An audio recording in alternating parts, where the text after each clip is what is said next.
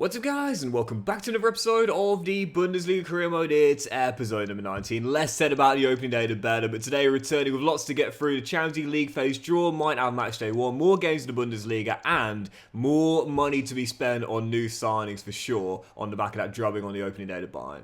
And so we'll jump into our first game today as well. That 4-1 loss to Bayern taught us a very harsh lesson. Whilst the board have asked to win the title this season, I don't think we're ready to do that yet, but what we can't afford to do is drop out of the top 4. These guys will be a threat for it this season, so let's make sure we start off our first win here away at the Deutsche Bank Park in Frankfurt. Eintracht away, match day 2 of the Bundesliga, but we cannot afford back-to-back losses to start the season off. Thankfully, the injury that Vanna got on the opening day was just a bruise, but for Anton Stack, it's another broken toe. He literally came back, I think, for the final game of last season, or maybe the final 2 games, after he'd broken his toe.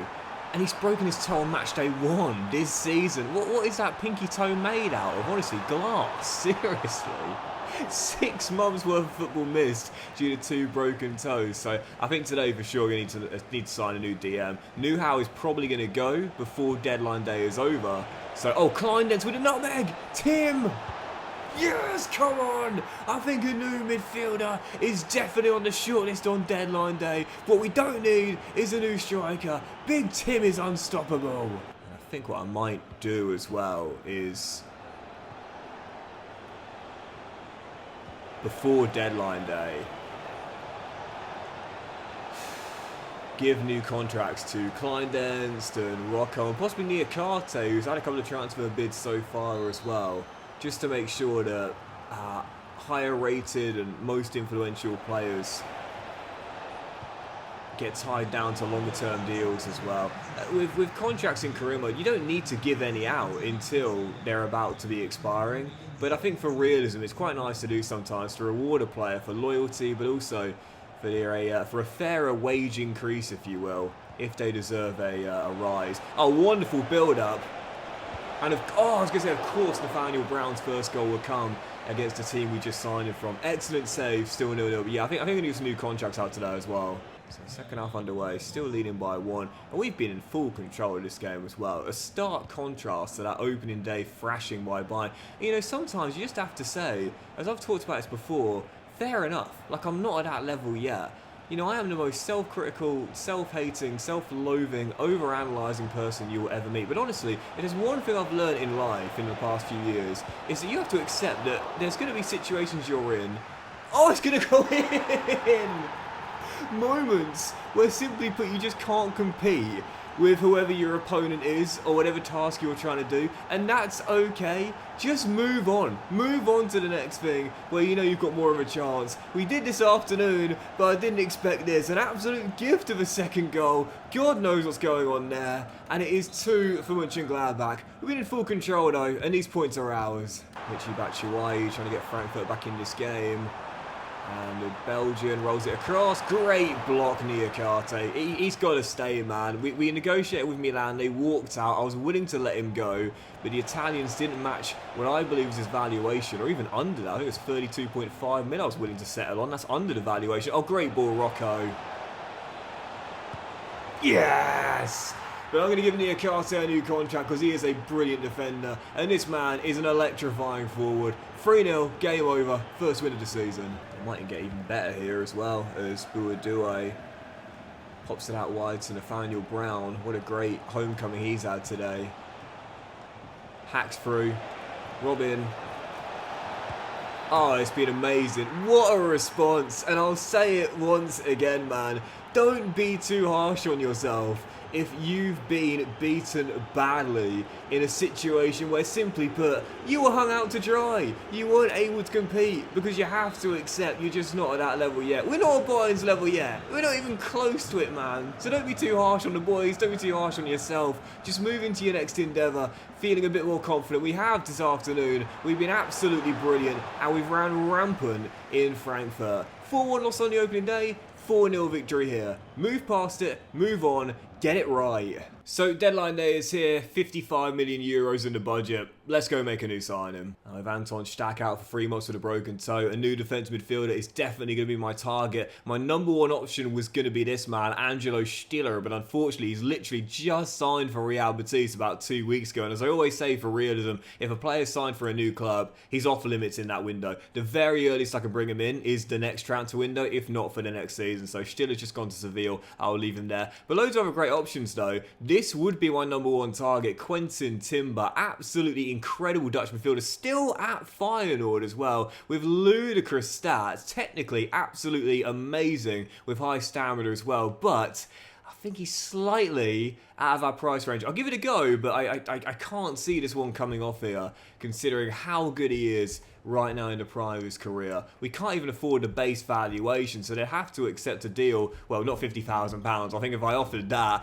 Feyenoord would block my number. So there's no way I'm giving him that. £50 million plus Florian Neuhaus. But honestly, even that is falling short of market valuation. I'm pretty sure, yeah, not even close. Just can't afford it. Not this season. Maybe next year, but not this season. So with that being the case, I'll have to go after one of my other options. But to be fair, they're also really good players as well. You've got Florentino at Benfica. If I remember correctly, left Benfica as a youngster before returning there. He'd be a great fit for us though. 85 stamina, 80 strength, and tackling stats are incredible as well. So he's a natural anchor man alongside a box-to-box in Rocco Wright to be perfect. You've got Zina de Bast at Sporting Lisbon, also in the Portuguese league. Looks like an amazing deep-line playmaker with 86 stamina and great passing stats. And also Ardon Jashari. I have signed him once before, the young midfielder right now at Club Brugge, but the 90 stamina is really exciting, but have signed him before, so I think I'll leave him there in the Belgian Pro League.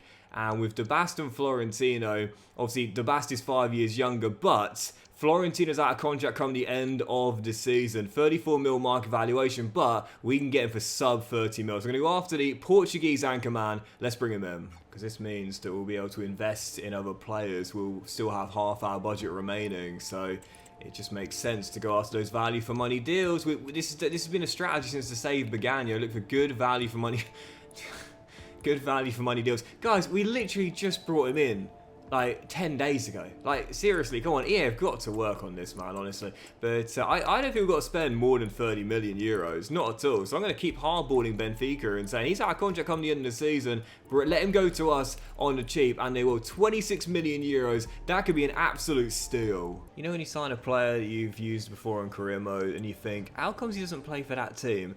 Yeah, I thought he left the club as a youngster, but it turns out he didn't. I must have gotten confused from one of my previous saves. But anyway, he's left the club now. He's gone from Lisbon to Mönchengladbach, and it is time for Florentino to fly the nest. He is here at Borussia Park, and he's going to be our next star through the middle of the park, because his stats are absolutely fantastic. So coming in on a 5-year, 34.5 grand a week Euro deal. Welcome to Borussia Park. Florentino. Yeah, I've signed him before. I think I signed him a few years ago. I can't remember what career mode it was, but I know I've used him once before, so that's why I got it mixed up. But 27 years old, in the prime of his career, 83 overall. I think we can kickstart the growth once again after a full season's worth of good form and high morale. But even his base stats now are phenomenal. The defensive stats are great. He can keep holding the ball as well, and physically, he's a bit of a beast too. Really happy with his signing again. Such a good value for money deal. We have had a bid for Zanotti from Benfica, funnily enough, but I'm going to turn this one down. Team of the season last year. He only grew a rating, but really solid young Italian right back, and I'll be keeping him here.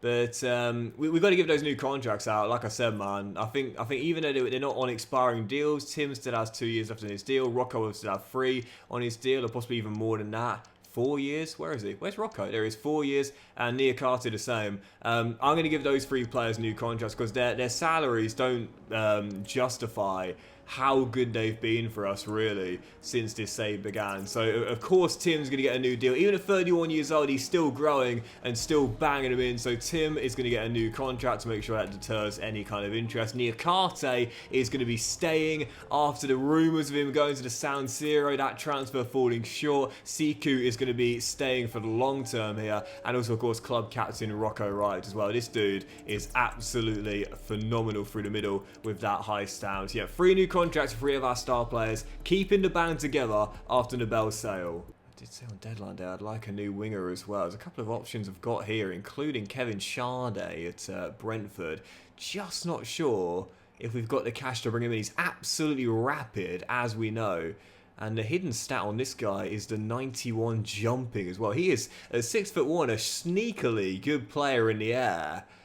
Have we got the cash? Can we bring him in? Well, it's going to be practically every single penny, and we'll need Thomas Frank. Well, not Thomas Frank now, of course, Spurs head coach, but Brentford to accept a valuation deal. What I could do is offer them Florian Neuhaus, to be fair. That would soften the fee a little bit, but it still might not be enough. We'll go £22 million plus Florian Neuhaus. They give us just enough for a contract. And they want Rocco, who literally about 5 minutes ago just signed a new contract, bro. To be fair, it's not been public information yet, but even so, I'm not, why would I do that? Yeah, so it tells me this ain't going to happen, but even so, worth a go. Worth a go. At the end of the day, like, if you don't ask, you don't get. You know, it's worth giving it a go just in case. But they want 33.3 mil. It's just slightly over the budget. We can maybe do it if Sander is accepted. He barely plays for us, so we'd have to go 24 mil plus Philippe Sander. And if Brentford say, yeah, this is the last offer I've got here, and they'd say, yeah, they'll take Sander, who barely plays anyway, plus 24 mil, enough for the contract.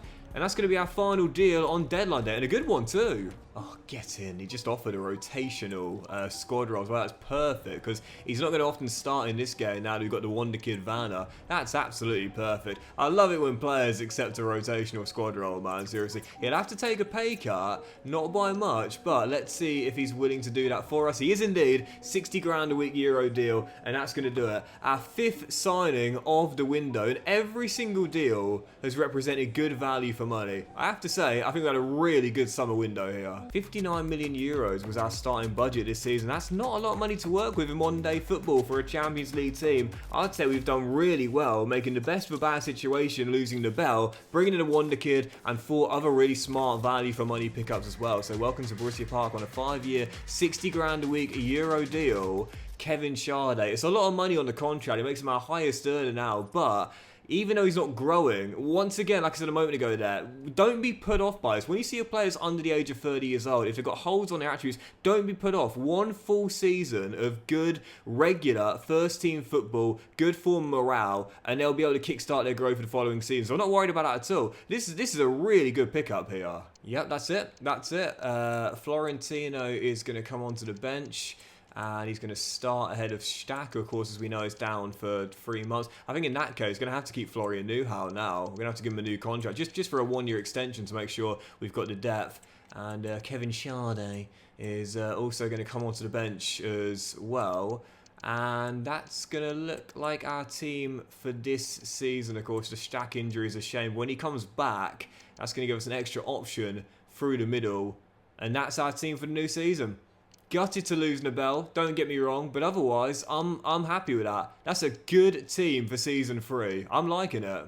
Look at this on the final hour of deadline day as well. Napoli just put a bit of a Luca net. I would have sold him there. I would have sold him there, not growing anymore. But the Italian champions in real life, you left it too late, guys. I can't do anything on the final hour, literally. And it's why I think EA really should have the final hour broken up into 4 increments of 15 minutes to get last minute deals over the line. But anyway, had to turn that one down there. And that means the top deals on deadline day were, wow, Oyan Sanchez to Man City for £124.2 million. Rafinha is back in the Premier League now at Anfield for £112.8 million. And João Pedro goes from Brighton to Ipswich for £59.5 million as their Delap successor. Very interesting indeed. So deadline day over, 2 signings made, and now we've got the draw for the Champions League phase. Mönchengladbach in it for the first time in the save. We'll take on, oh goodness, what a tough start. PSG away, I'm definitely playing that. PSG away to Parc des Princes, kicking off there. Then Juve away in Turin. Then we've got Basel at home. Celtic away in Glasgow. I love taking on Celtic and Rangers in Europe. LASK Linz in Austria. Then Roma at home to another Italian team. And then we finish with Ajax and Atletico Madrid.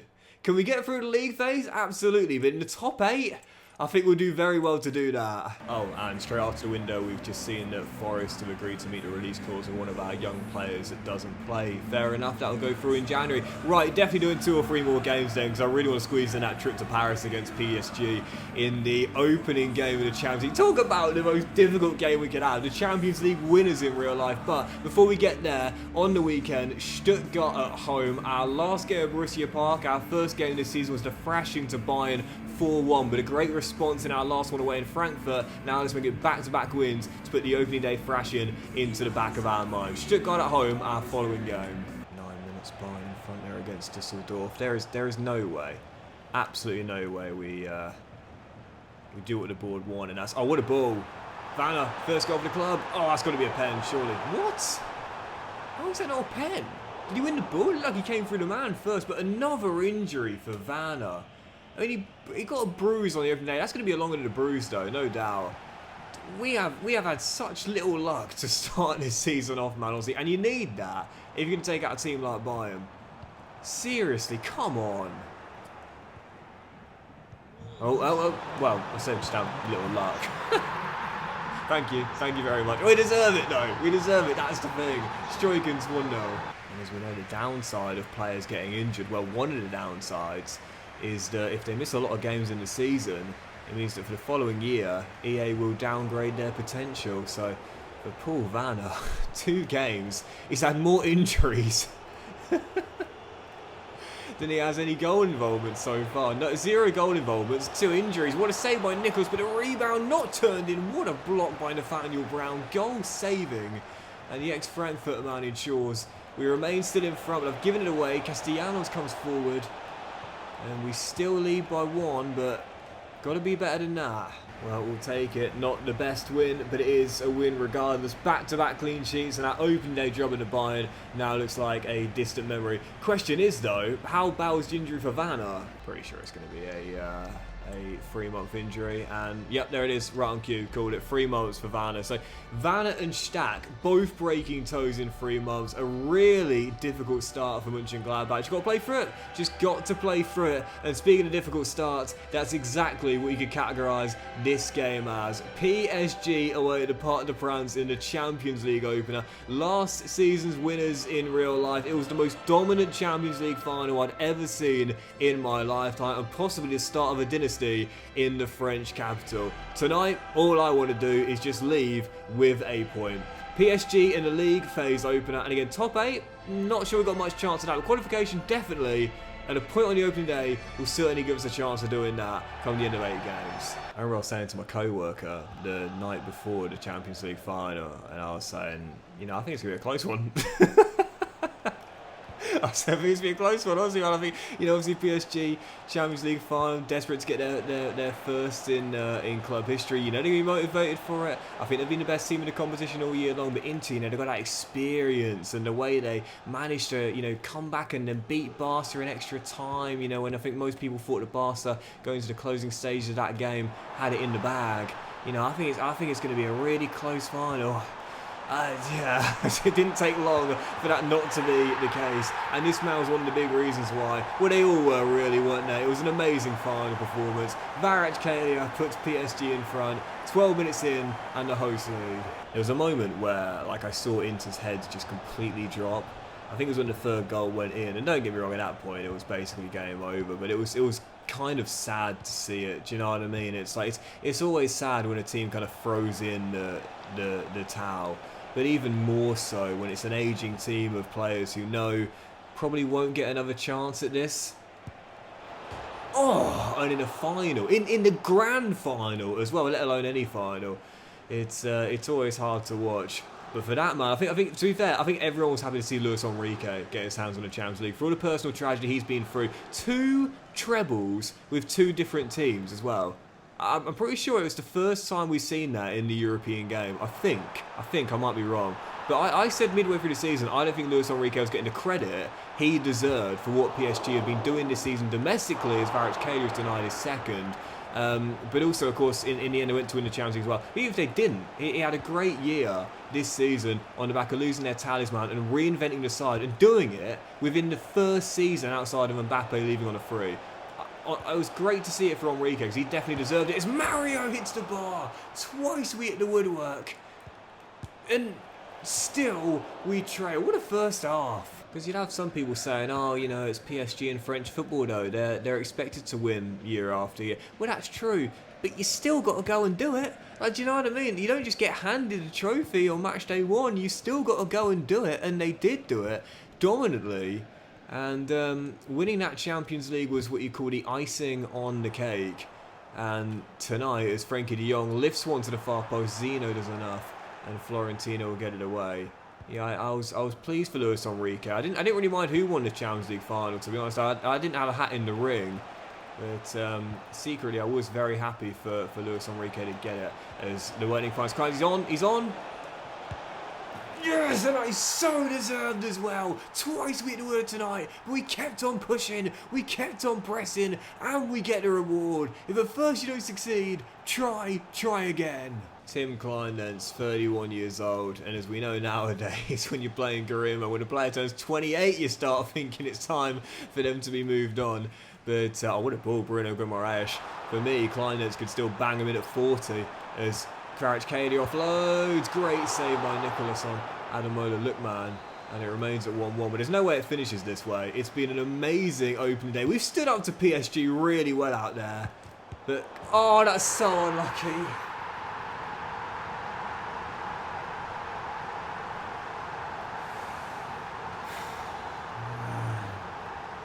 We have been so unlucky to start this season off, man. Injuries, the goals we've conceded, and that is the most unlucky of the lot, man.